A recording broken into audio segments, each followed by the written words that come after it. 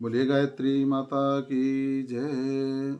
आइए आज हम गीता चिंतन में अध्याय 6 आत्म संयम योग श्लोक नंबर 3 का चिंतन करते हैं, जिसमें भगवान कहते हैं आरुरोक्षोर्मुनिर्योगं कर्म कारणम उच्यते योगारूढ़स्य तस्यैव शमः कारणम उच्यते। हे अर्जुन, योग में आरूढ़ होने वाले इच्छा वाले मन व्यक्ति के लिए जो उसकी निष्काम भावना है वही उसको योगारूढ़ करती है। और योगारूढ़ हो जाने पर योगारूढ़ पुरुष का जो सर्व संकल्पों का अभाव है वही कल्याण में हेतु कहा जाता है। देखो भाई, अगर आप निर्भर हों तो कितनी सुंदर आपको नींद आती है। आप निश्चिंत हों, निर्द्वंद हों तो कितनी सुंदर नींद आती है। वो भी एक योग ही है। जिसको संसार की बहुत चिंता व्याप्ति है ना, वो रात में सोता नहीं है। वो उसी चिंताओं में ही चिंताओं के चिंतन में खोया रहता है। रात रात भर जागता है। बड़ी पावर की नींद की गोलियां लेकर के भी उसको नींद नहीं आती है। ठीक इसी तरह से योग भी एक निद्रा है, जिसको हम योग निद्रा कहते हैं। योग भी समाधि है। और उस योग में योगारूढ़ होने के लिए हमारा चित्त, हमारा मन निश्चिंत होना चाहिए, शांत होना चाहिए, निर्विकल्प होना चाहिए। अगर इस हमारे दिमाग में, हमारे मन में ढेर उथल पुथल चलती रहेंगी, ढेरों जो है चिंताएं बनी रहेंगी, तो कभी भी हमारा मन योगारूढ़ नहीं हो सकता है। आप योगारूढ़ नहीं हो सकते हैं, ये नोट कर लीजिए। इसीलिए व्यक्ति जब साधना में बैठता है, जब हम कहते हैं कि साधना करो साधना करो साधना करो, तो हमारा मन जो है, हम बैठ तो जाते हैं साधना में, साधना कक्ष में गए, बढ़िया माला उठाया और पवित्रीकरण कर लिया, सब कुछ कर लिया, बैठ गए माला लेकर के जपने के लिए।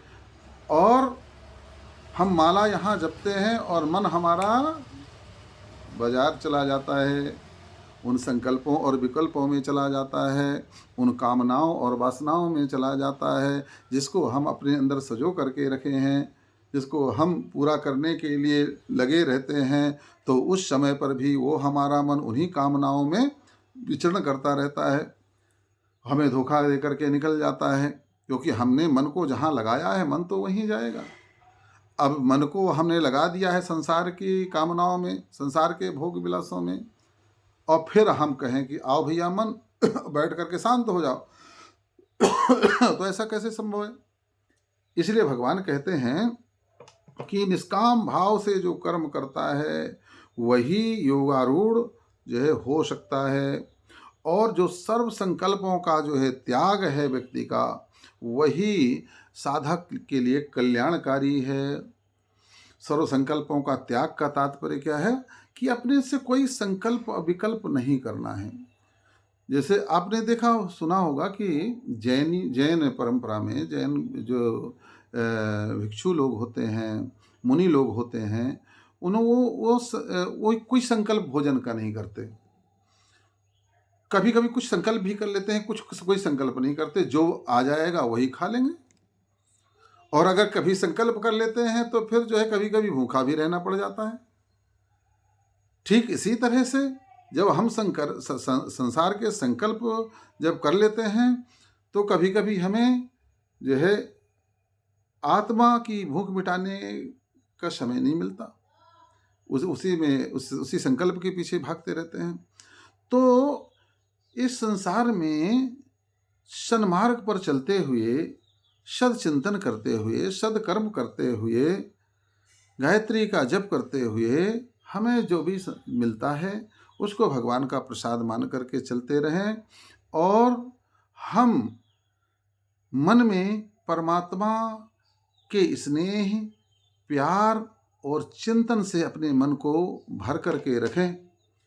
और उसको पाने की व्याकुलता हो, उसको उसी को पाने का संकल्प हो, उसी को पाने का विकल्प हो, उसी का जो है, और उसके अलावा कुछ भी ना हो, और उससे ज़्यादा श्रेष्ठ, उससे ज़्यादा बड़ी वस्तु आपको कुछ दिखाई न दे।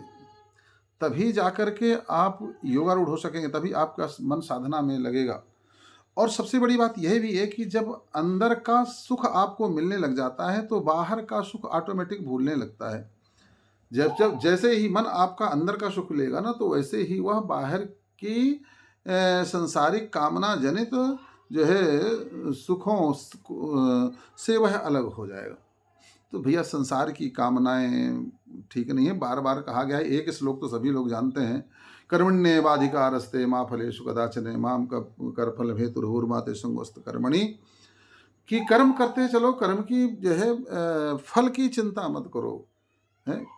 कर्म किए जा फल की इच्छा मत कर रे इंसान, जैसा कर्म करेगा वैसा फल देगा भगवान। यह है गीता का ज्ञान, यह है गीता का ज्ञान।